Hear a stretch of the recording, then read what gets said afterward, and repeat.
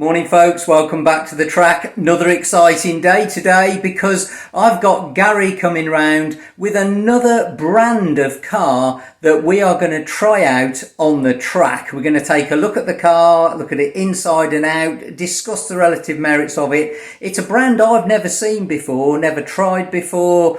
If I'm honest, I've not really heard of it before either, but apparently it's a popular brand. I have been emailed and contacted and asked would I review it or have a look at it. So we are going to do that today.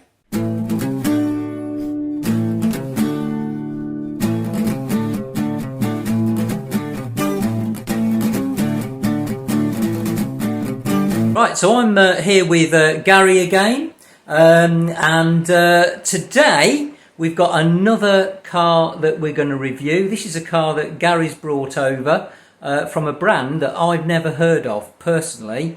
So we're going to talk you through, or Gary's going to talk you through the car, the brand, and see what we can learn about this car. And then we're going to try it on the track and see how it goes on the track compared to the other cars that I've got, and just see how it stacks up.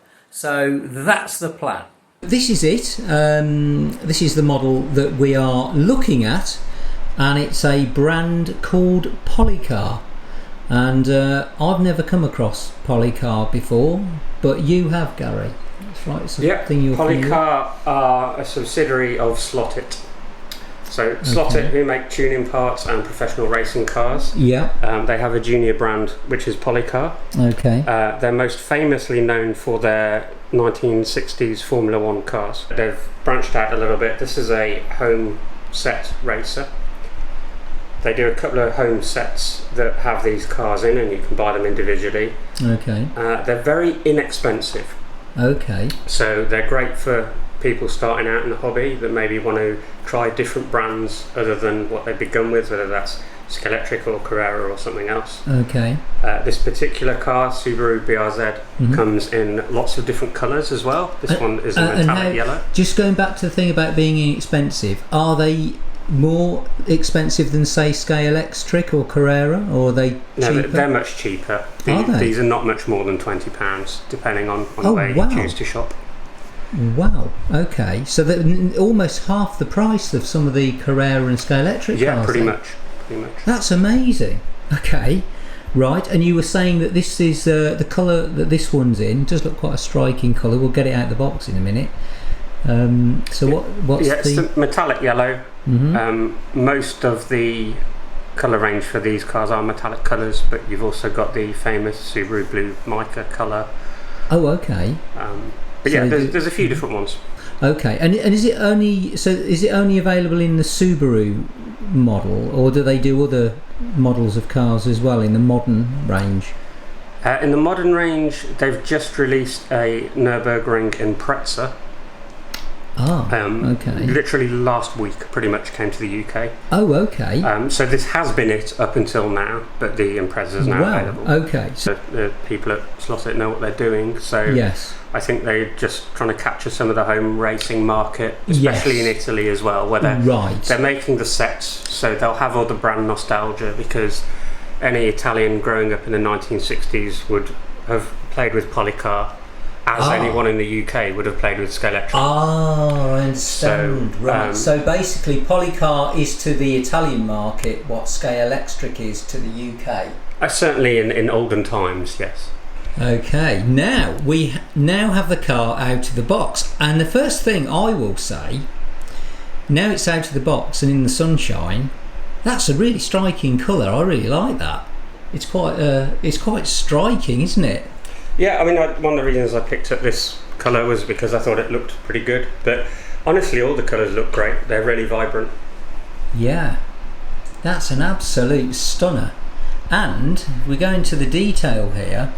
Don't know how much the camera's going to be able to pick up, but you can actually see it's got two people inside as well. Whereas usually you only get one, don't you? But they've gone to quite a lot of detail to get that right. So you've actually got your driver and your co-driver, or map man, or whatever it would be. But that's a phenomenal amount of detail there, given that this car is half the price of a scale electric car. Do we know anything about the type of tyres that it uses, or? I could be wrong, but they seem like the slotted C1 compound to me, which is what you get on standard slotted cars. Okay. They are really good. Ah, okay. Are they rubber, poly, or? Yeah, they'll be rubber, yeah. So they're rubber tyres, pretty good. Yeah, that's not bad, is it? So we've got to work out what there is not to like about this so far. Around, we'll just take a look at the back of it. There's the back. Look at that. Again, loads of detail. Love the exhaust as well. You've got the sort of chrome type exhaust on the back, and you've got the sort of a spoiler there. You can see there is a spoiler, isn't there? It is a. Yeah, it's a one-piece moulding car, so right. The spoiler's part of the body. It's not a separate thing. So it doesn't detach like it does on some of the Carrera ones. But as a model of a road car, I think it's perfectly accurate, and it doesn't look as bad as a lot of other one-piece mouldings do. No, and there are some, there's some nice little bits on there. You've got the aerial thing on the top of the roof there as well, and we've got the wing mirrors there in black. They're also rubber. Which is fantastic. Right, so rubber wing mirrors, so if the car does get into a bit of a crash, they're less likely to break them. That's a very important point. I never noticed that. That's a really good spot, that is.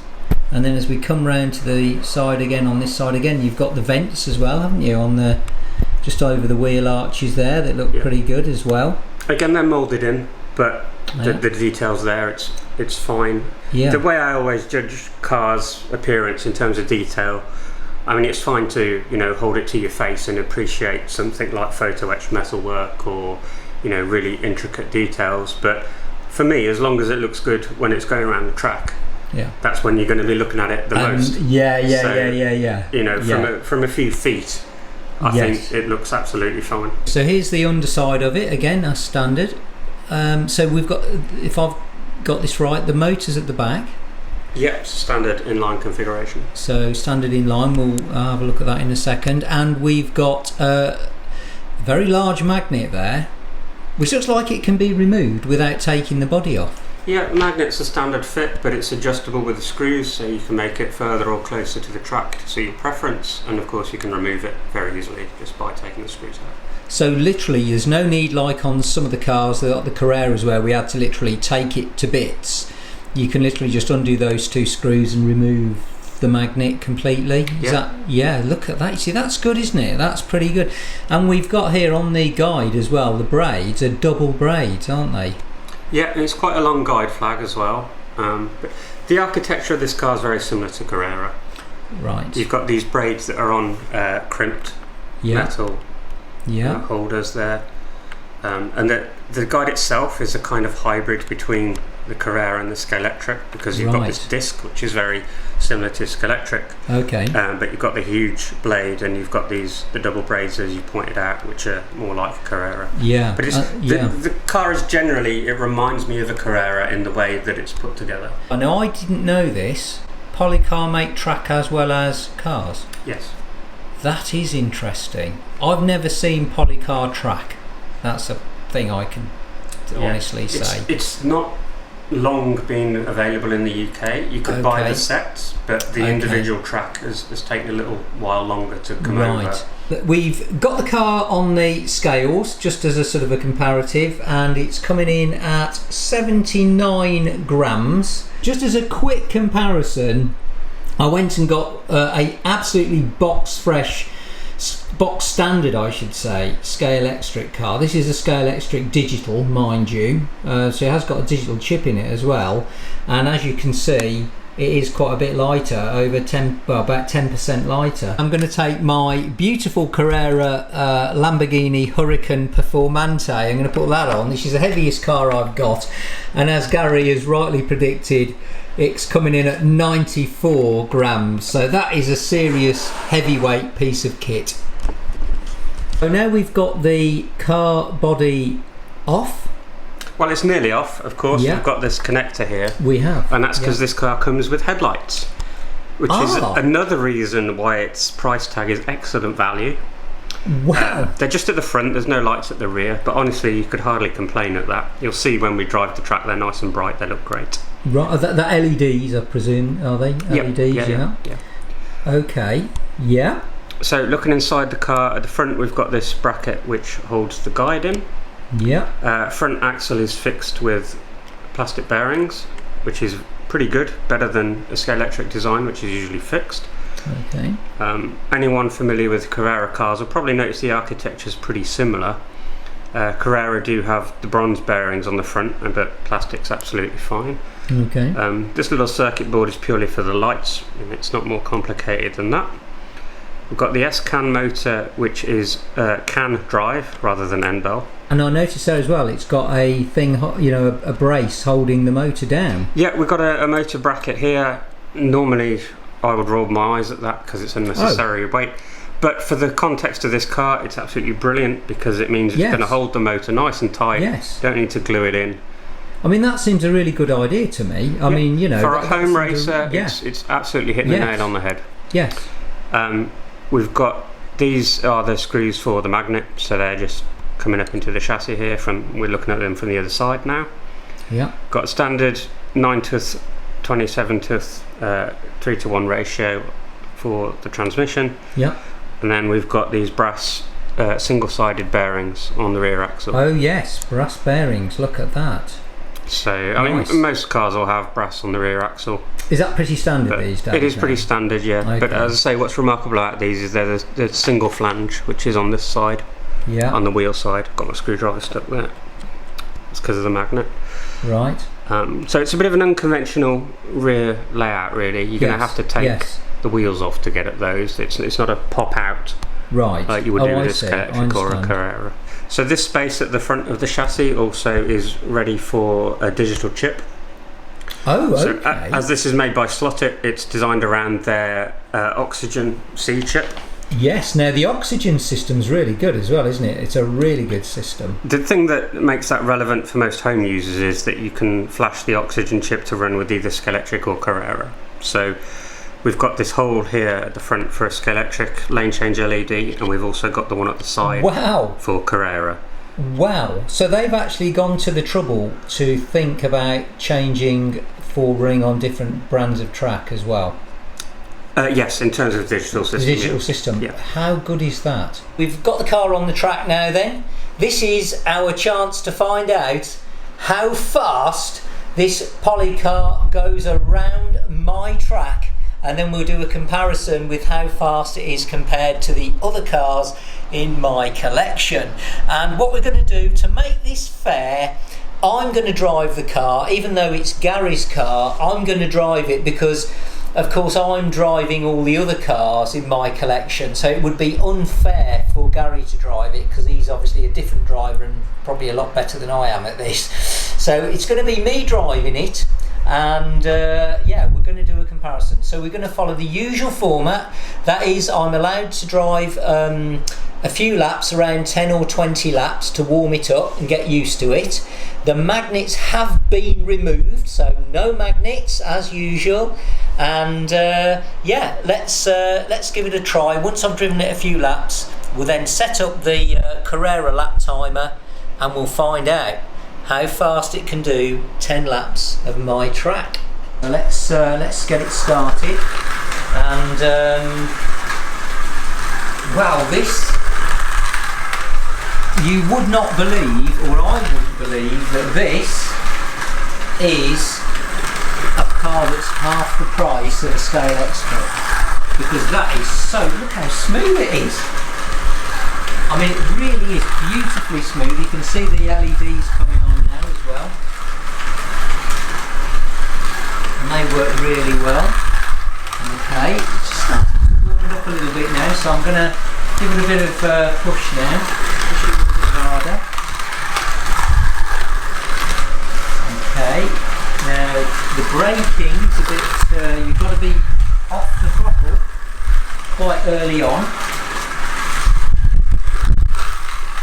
so you've got to be ready for it to slow itself down, if that makes sense. But this is amazing. It's smooth, it's quick.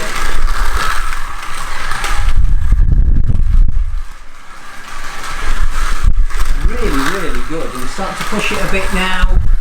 See the back end starting to skip a little bit. Yes, we're getting some speed on now. See the back end sliding out as it comes out of its like carousel, which they all do in all fairness. Oh, right, okay. So I've got to be careful of the track with the Polycar.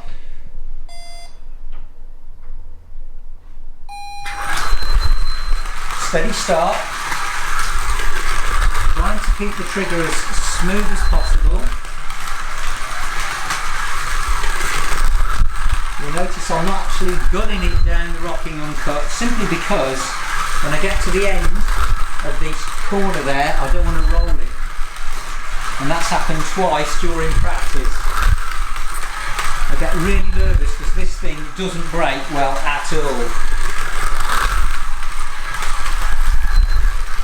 So far so good. Yes. Feels good. Let's say the only drawback I'm finding is I'm nervous about it coming off the track. The thing is, it doesn't slide like some of the other cars. Some of the other cars are quite forgiving in the corner, they'll slide. This doesn't. It doesn't slide, it rolls straight off the track. And there we go, we've got it. Bring her in now, let's bring her back. That's 10 laps of the track. Bringing her in. And let's have a look at the scores on the doors. There we go, Gary, if you want to bring her around. So we did 10 laps in 103.35. So 1 minute, 3 seconds, 35. That's good. That is good. Let's have a look at the fastest lap. And its fastest lap, again, very, very good. 6.14 seconds. You know, that's good. That's really, really impressive. You've got to consider that this car is half the price of a scale electric car. It looks really nice. The only problem I had with it was as you go, if you open it up, when you go into a corner, most of my cars will slide, especially the Porsche GT, because it's been tweaked by Gary to slide. So the back end will slide, so you can really open it up and know you can slide through the corner. With this, it won't slide. So what will happen is, instead of it going into the corner and just sliding round, it'll just roll. Right, so I've just done my test lap on the Policar. We've noted down the lap times. Gary was filming it at the time.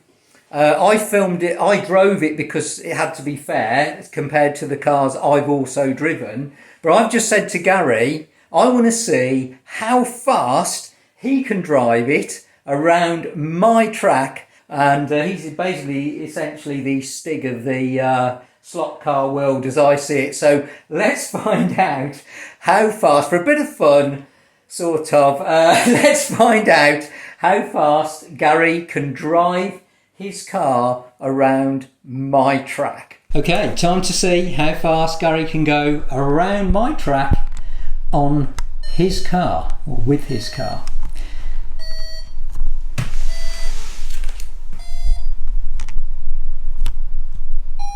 And he's off. Good start there. And that's beautiful. He certainly looks faster than me. Notice how he's able to really drive it through the power straight, as I call it, where the power base is, a lot quicker than I would dare.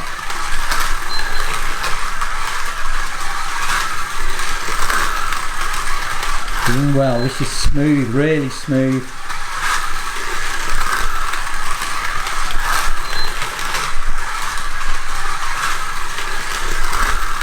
There we go. He's doing well. Still, bang on. He's definitely getting faster with each lap, I think. Lovely. Definitely quicker than me. That's it. That is it. He's bringing the car in. That is it. It's time to find out how fast he went round. Oh yes, that's definitely quicker.